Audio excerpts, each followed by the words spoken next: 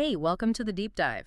So if you're using n8n for automation, you know it's pretty powerful stuff. Definitely. But maybe you've hit some snags, workflows breaking down, APIs being kind of tricky, things just getting messy. Yeah, happens to everyone starting out. Well, you shared a great source with us, and today we're going to dive deep into unlocking some, serious n8n mastery. That's right. Our source today is this article, N8n Automation Workflow Mastery, 12 More Secrets, PT2, by Max Ann. It's from June 5th, 2025. Right, and it builds on part one, which was more foundational tricks, I think. Yeah, part one covered things like shortcuts, basic data handling.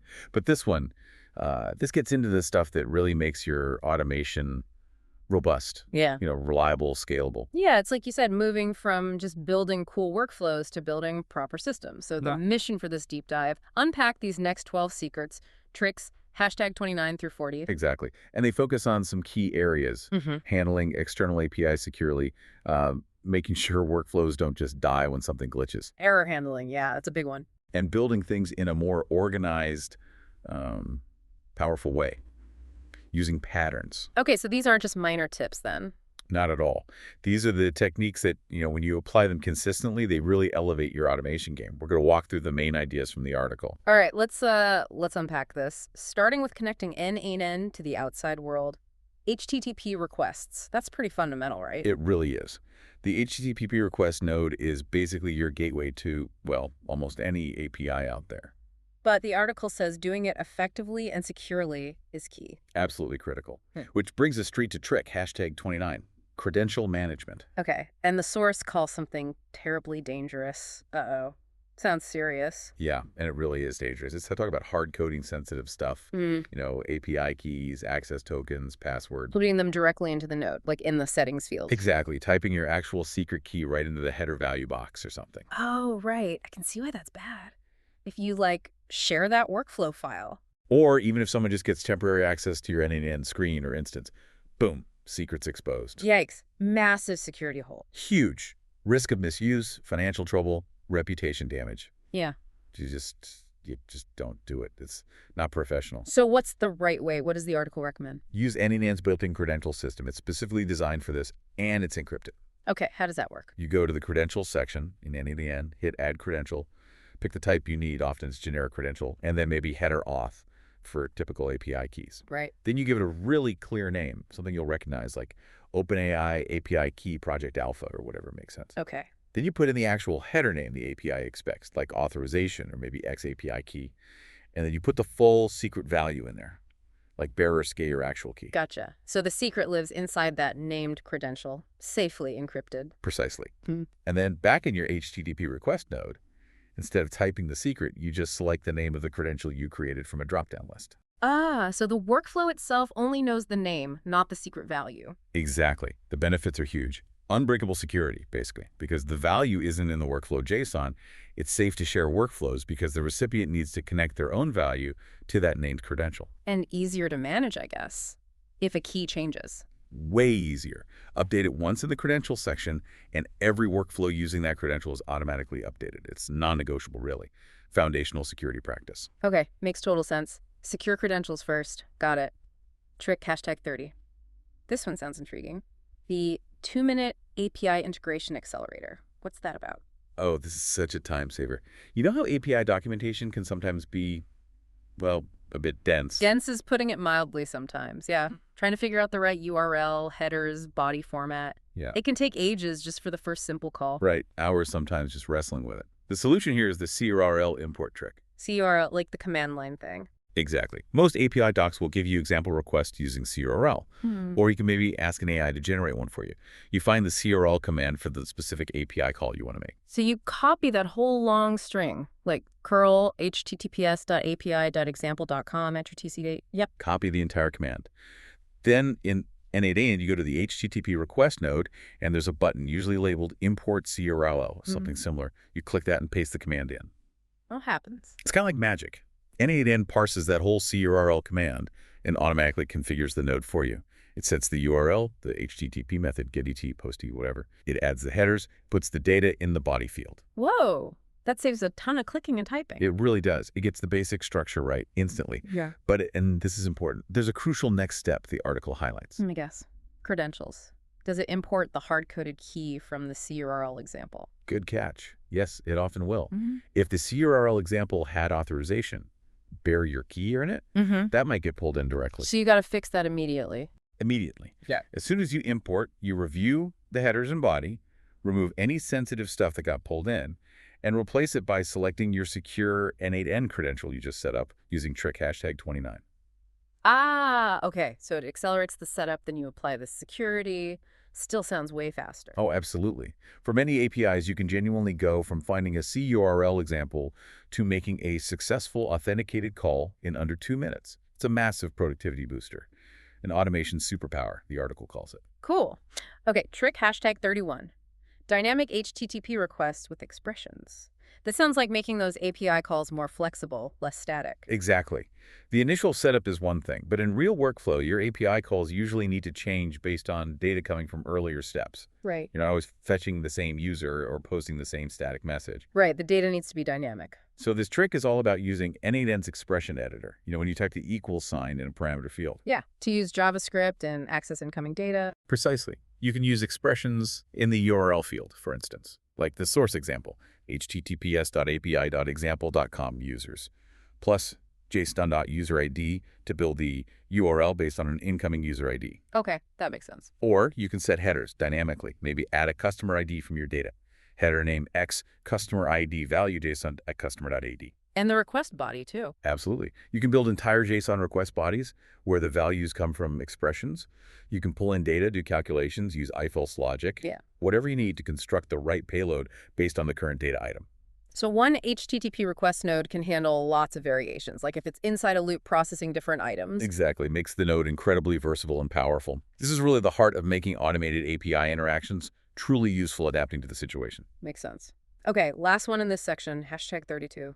Built-in rate limiting. Why is this important? My guess is you don't want to annoy the APIs you're talking to.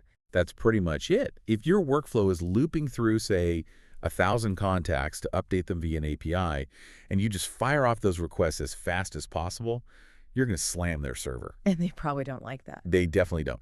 Most APIs have rate limits, only X requests allowed per minute or per hour. If you exceed that, you'll start getting errors, often a 429 too many requests error, or they might even temporarily block your key. Okay, so n8n helps you be a polite API citizen. Yeah, that's a good way to put it. Many nodes, definitely the HTTP request node, have built-in options for this. Look in the node's settings or options panel for things like batching, batch interval, or pause between requests. And you can configure it there? Yep. You can set a batch size, like process 100 items at a time, and then set an interval between batches, say 60,000 milliseconds, which is 60 seconds. So it would run 100 requests, pause for a minute, run the next 100, pause, like that. Exactly. n8n automatically handles that throttling for you. It prevents you from hitting those rate limits, which means fewer errors, more reliable workflows, and you don't risk getting your access revoked. Super important, especially when dealing with loops or large amounts of data. And you should probably check the API's documentation for what their limits actually are, right? Oh, absolutely. Yeah. Always check the docs to configure the batching appropriately. Cool. That's super useful. Okay, so we've covered making the calls securely, quickly, dynamically, and politely. But things are still going to go wrong sometimes, right? Systems glitch, APIs are down, data is weird. Inevitably, something will always go wrong eventually. And the article is clear. Ignoring error handling is just, well, it's a recipe for disaster, building brittle automation. So professional design means thinking about errors up front. Absolutely. Yeah. You need intelligent error handling for reliability, and also just to make it easier to figure out what went wrong when it goes wrong. Great. Saves so much debugging pain. Right. Trick hashtag 33. The error trigger safety net. This sounds like a global backup plan. That's a perfect way to think about it. It's like a big catcher's mitt for any error that slips through the cracks anywhere in your n8n instance. How does that work? Is it a special node? It is. You create a completely separate, dedicated workflow. Yeah. Just for handling errors. And this workflow starts with a special node called the error trigger. Okay. And when does that trigger fire? It fires automatically whenever any other active workflow in your n8n instance fails. And that failed workflow doesn't have its own successful error handling path defined right where the failure happened. Oh, interesting. So it catches the stuff that isn't handled locally. Exactly. It's the fallback. Yeah. And in this dedicated error handler workflow, the first thing you should do is send a really comprehensive notification. Slack, email, push bullet, whatever gets your attention. Comprehensive like, telling you what broke. Yes, and much more. The error trigger node provides a ton of useful context. The article lists the critical details you should include in your alert. The name and ID of the workflow that failed, the name and type of the node that failed, Okay, that's helpful already. the actual error message, and maybe Ah. the stack trace, the specific execution ID so you can find it in n8n, the timestamp, a direct link to the execution log in n8n. Oh, a link right to the failed run. That's huge. It's incredibly useful for debugging, Yeah. and it even often includes a sample of the input data that was going into the node when it failed. Wow. Okay, getting an alert with all of that in one go would cut down debugging time like massively. Seriously, the beauty is, as the source says, set it up once, benefit everywhere. You get this baseline critical error awareness for all unhandled failures across your entire instance. Simplifies debugging, helps you monitor overall system health. It's like a global error trap. Okay, that's the global safety net. But what if you know a specific step might fail sometimes and you want to handle it right there? Trick #34. Branch level error handling with continue on fail. Right. This is for more granular, localized handling. Think about a specific HTTP request node talking to an occasionally flaky third-party service, or maybe a database write that could fail if the record already exists or something predictable like that. And you don't want the entire workflow to just stop dead if that one step fails for one item in a loop, maybe. Exactly. You might want to log the error for that item and let the rest continue. So on that specific node, the HTTP request, the database node, whatever you go into its settings tab, Okay. and you find and enable the option called continue on fail, or sometimes continue on error. And what does that do? Add another output. Precisely. It adds a second output connector to the node, often shown in red or labeled as the error output. Now, if the node runs successfully, the data flows out the normal main output connector as usual. But if it fails? If it fails, the execution doesn't stop. Instead, information about the error plus the original input data that caused the failure gets sent out through that new error output connector. Ah, so you can connect nodes after that error output to define a specific error path just for failures of that node? Exactly. And in that error path, you decide what to do. Maybe send a very specific alert. Failed to update record X. Maybe log the error details to a dedicated Airtable or Google Sheet. Maybe try a backup plan, like calling a different API endpoint. Or maybe just gracefully stop processing that item, but let the main workflow continue with the next item. Yes, you have control. It allows you to build tailored responses to predictable errors right at the source, making the workflow much more resilient for those kinds of partial failures. That makes a lot of sense for handling individual failures within a larger batch. What about temporary glitches? Like a brief network hiccup or the API being momentarily overloaded. Is there something for that? Trick #35, using built-in retry mechanisms. Yes. And this is important. Don't reinvent the wheel by building complex retry loops yourself if you don't have to. Many nodes, especially the HTTP request node and lots of the dedicated app nodes like Google Sheets, Slack, etc., have retry logic built right in. Oh, really? Where do you find that? Again, usually in the node's settings tab. Look for options like retry on fail, retry count, or retry attempts, and retry interval. So you can just tell it, like, if this fails, try again 3 times, waiting 5 seconds between tries. Exactly that. You can configure how many times it should retry and how long it should wait. Some nodes even support exponential backoff, where it waits longer between each subsequent retry, which is often a good practice. Oh, that's smart. So it automatically gives it a few more chances before actually giving up and considering it a failure. Right. This handles those common transient failures, the network blips, the momentary overloads completely transparently. It happens in the background without you needing complex IF nodes and loops just for retries. That sounds like it would significantly improve reliability against those short-lived external issues. It really does. But remember, the key here is transient issues. If the error is persistent, like a wrong API key, retrying won't help. That's when you still need your local error path, #34, or the global safety net, #33, to catch the final unrecoverable failure after the retries are exhausted. Gotcha.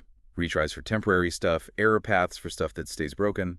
Okay, trick #36 is called centralized error management via workflow settings, and the source calls it the ultimate safety combo. Sounds like this ties everything together. It absolutely does. This is where you combine the global and local strategies for a really effective, robust, and importantly, maintainable error handling system across your whole n8n setup. How does it work? First, you make sure you have that global error handler workflow we talked about in trick hashtag 33, the one starting with the error trigger, and make sure it's active. Okay, the global catcher's mitt is ready. Then, for any individual workflow where you want this enhanced error handling, which is probably most of them, you go to its main workflow settings. Not a specific node settings, but the overall settings for the entire workflow, usually accessible from the top of the canvas. Right, the workflow level settings. And in there, you'll find an option typically called Error Workflow. You click that, and you select your dedicated error handler workflow from the list. Ah, so you're explicitly linking this workflow to your central error handler. Exactly. Now here's the clever routing the article describes. If a node inside this workflow fails, n8n first checks if that node has a local continue-on-fail error path defined. Trick, hashtag 34. Okay. If it does have a local path, and that local path runs successfully, then great. The local handling takes care of it. The error doesn't go any further. Right, local handling takes precedence if it works. But if the node fails and it does not have a local error path defined, or if it does have a local path, but that path itself fails for some reason, Then what? then the error is automatically caught and routed to the centrally assigned error handler workflow that you selected in the workflow settings. Oh, wow. So the central handler becomes the ultimate backup. It catches anything not handled locally, plus failures within the local handling. Precisely. It creates this powerful multi-layered safety net. You handle the predictable stuff locally where it makes sense, and your central handler catches absolutely everything else, the unexpected failures, the ones you didn't plan for, even failures in your error handling code itself. That sounds incredibly robust and consistent across all the workflows you set it up for. Exactly. It makes debugging way easier because, all unhandled errors end up in one place with detailed context. It dramatically improves reliability and just makes your whole automation setup feel much more professional and manageable. Awesome. Okay, so we've got solid HTTP calls and now really comprehensive error handling. Let's move on to building things smarter, I guess. Part 7 in the source is advanced workflow patterns. Yeah, this section shifts focus from individual node tricks to how you actually structure your workflows, implementing architectural patterns for solutions that are organized, maintainable, scalable, thinking like an automation architect. Okay, first pattern, trick hashtag 37, multi-trigger standardization. Why do triggers need standardizing? Don't they just start the workflow? They do start it, but the problem arises when the same core piece of automation logic needs to be triggered in multiple ways. Maybe sometimes you run it manually, sometimes it runs on a schedule, sometimes it's triggered by a webhook call from another system. Right. Okay, and? And the issue is each of those trigger types often provides the initial data to the workflow in a slightly different format. The webhook might send data as customer mail, ordered, while the manual trigger might just have a simple input field named email, and the schedule trigger might have no input data at all initially. Oh yeah, I've hit that. Then the node later that expects customer email breaks when the workflow runs from the manual trigger because it only got email. Super annoying. Exactly. It's a classic source of it works when I run it manually, but fails on the schedule problems. The solution proposed here is simple, but really effective. What is it? You have your multiple trigger nodes, manual, schedule, webhook, etc. But immediately after each trigger, you connect it to its own dedicated set node, or maybe a small sequence of nodes if needed. Okay, a set node right after each trigger. What does it do?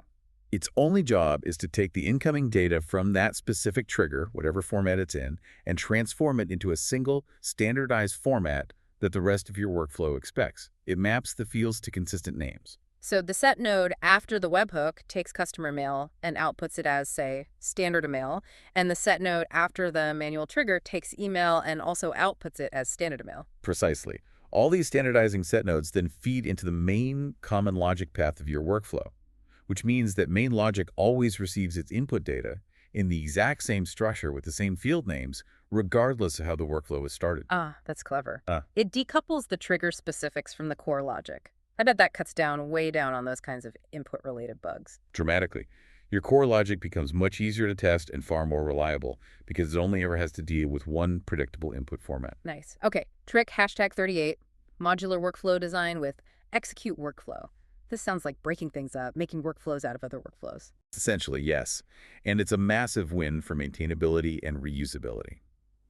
Think about common tasks you perform in many different automations. Maybe it's a sequence of nodes that takes a customer email, looks them up in your CRM, fetches their order history from Shopify, and then calculates their lifetime value. Yeah, you might need that customer enrichment logic in lots of different places. Exactly. Now imagine copying and pasting that whole group of 5 or 6 nodes into a dozen different workflows. What happens when you need to tweak that logic? Maybe add another data source or change how LTV is calculated. Ugh. You have to go find and update it in all 12 places and hope you don't miss one or make a mistake. Nightmare. Total nightmare. The solution is modularity. You create reusable sub-workflows or modules for these common tasks. And the key tool n8 provides for this is the execute workflow node. Okay, so how does that work? I build a separate workflow just for that enriched customer data logic. Exactly. You create this child workflow. It typically starts with a simple trigger, like a webhook or manual trigger, just so it can receive input data, like the customer email. It performs its specific, self-contained task, enriching the data, and then makes sure to output the results. Okay, so it's a standalone workflow that does one job well. Right. Then in your main parent workflows where you need that enrichment logic, instead of copying all those nodes, you just add a single execute workflow node. And in that node, you point it to the child workflow. Yep, you configure the execute workflow node, select the enrich customer data child workflow from a list, and you map the data the child needs, the email address, as input. What happens then? Does the parent wait? Yes, the parent workflow typically pauses at the execute workflow node. The child workflow runs with the data it was given. When the child finishes, the execute workflow node in the parent receives the output data from the child, and the parent workflow resumes using that enriched data. Wow. That's huge for reusability. It's like creating your own custom high-level nodes out of other workflows. It's exactly like that. It embodies the DRY principle. Don't repeat yourself. The benefits are massive.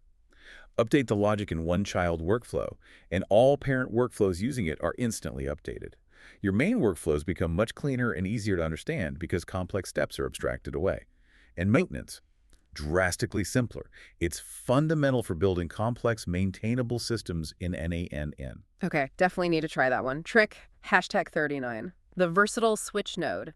We mentioned IF nodes earlier for simple true-false branches, but what if you have logic that needs to go down one of like 5 or 6 different paths based on some value, like different customer tiers or different error codes? Trying to handle that with nested IF nodes gets incredibly messy really fast. It becomes hard to read, hard to follow, hard to maintain. The switch node is designed precisely for this scenario. The source calls it a multi-way traffic director, which is a pretty good analogy. Okay, so how does it work differently from an IF? An if node evaluates a condition to true or false and gives you 2 paths. A switch node evaluates one single input value, maybe it's JSON.order status or JSON.customer tier, against multiple defined conditions or cases that you set up. So you feed it the status and it checks if it's pending, shipped, canceled, etc. Exactly. You add a switch node, and in its settings, you first specify the value to switch on using an expression.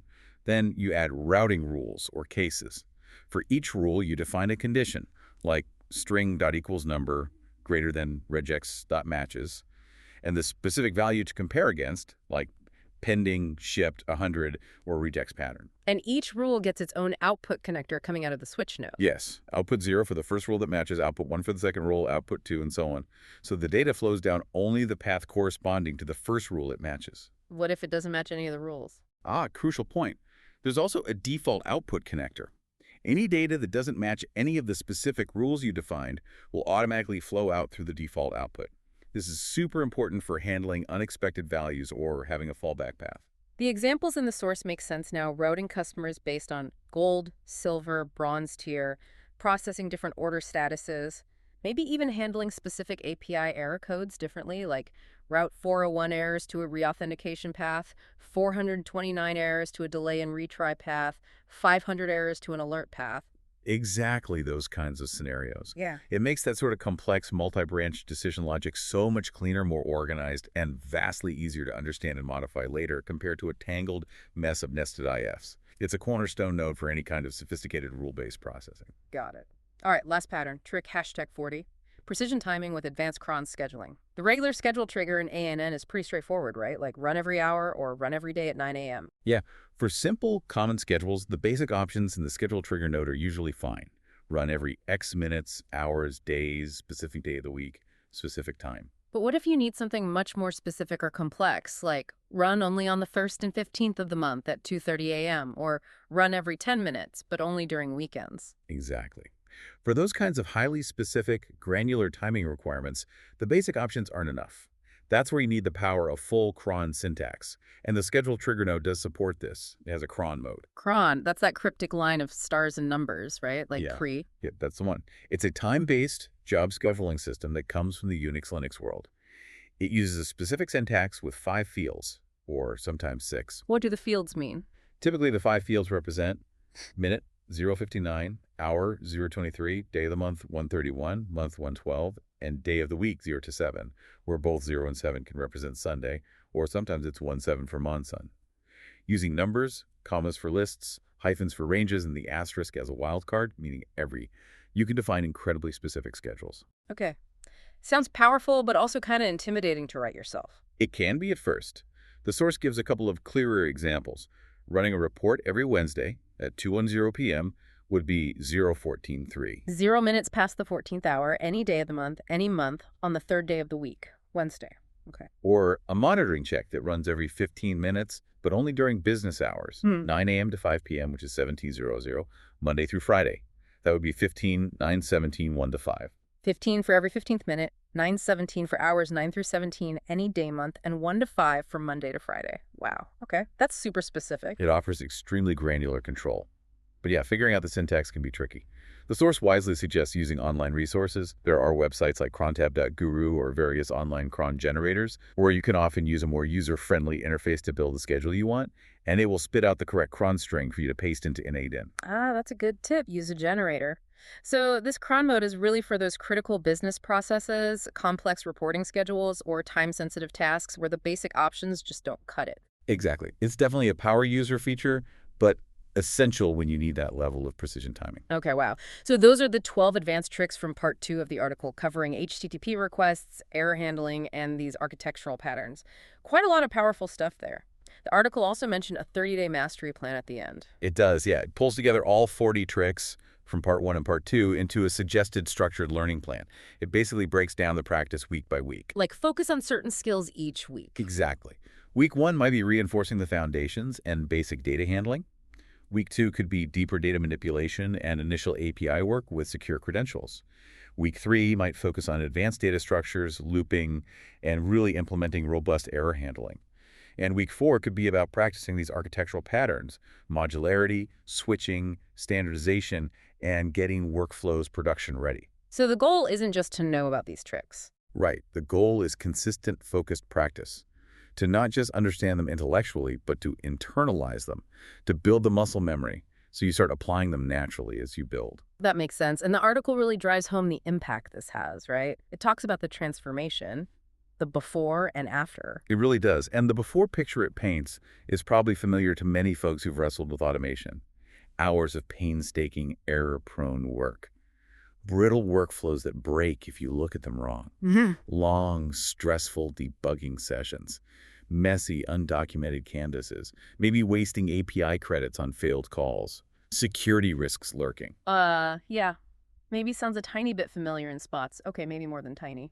We've all been there. But the after picture, once you start consistently applying these techniques, it's a different world. Building that same workflow might take minutes or hours, not days, and you build it with high confidence. Okay, I like the sound of that. Your workflows become resilient. They handle failures gracefully, either alerting you properly or routing errors intelligently. Your workflow canvas becomes clear, maybe even self-documenting with good naming and notes. Development time and costs go down. Credentials are secure. Your whole system becomes modular, maintainable, scalable. Collaboration gets easier. That really is a profound shift. It's moving from automation that, sometimes works and is a pain to fix to architecting systems that reliably deliver business value. Absolutely. And it directly addresses that desire we see in learners wanting knowledge that's quick to grasp, but also thorough, and provides a clear path away from feeling overwhelmed toward building dependable, professional solutions. Okay, so let's bring it home for you, the listener. You've just heard this overview of 12 power-packed n8n techniques. What's the takeaway? What should you do now? Well, the first thing the article stresses, don't try to implement all 40 tricks overnight. That's just going to be overwhelming. Right, don't boil the ocean. Exactly. Adopt an iterative approach. The source suggests a sort of immediate action plan. Okay, what's involved? A few options. You could revisit the areas in that 30-day plan outline that you know are maybe weaker spots for you currently, or maybe easier to start.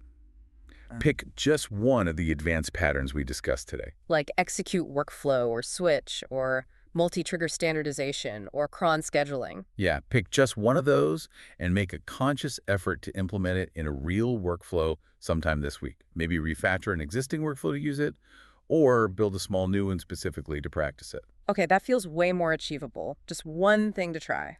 Or, another great starting point, take one of your older, maybe slightly messy workflows. Go back and look at it with fresh eyes, applying some of these principles. Can you improve the node naming? Add some markdown sticky notes to explain complex sections. Move any hard-coded credentials over to the secure credential manager. Add basic continue-on-fail error handling to a node that sometimes causes trouble. Oh yeah, refactoring something you already built is a great way to learn. You see the direct improvement. Absolutely.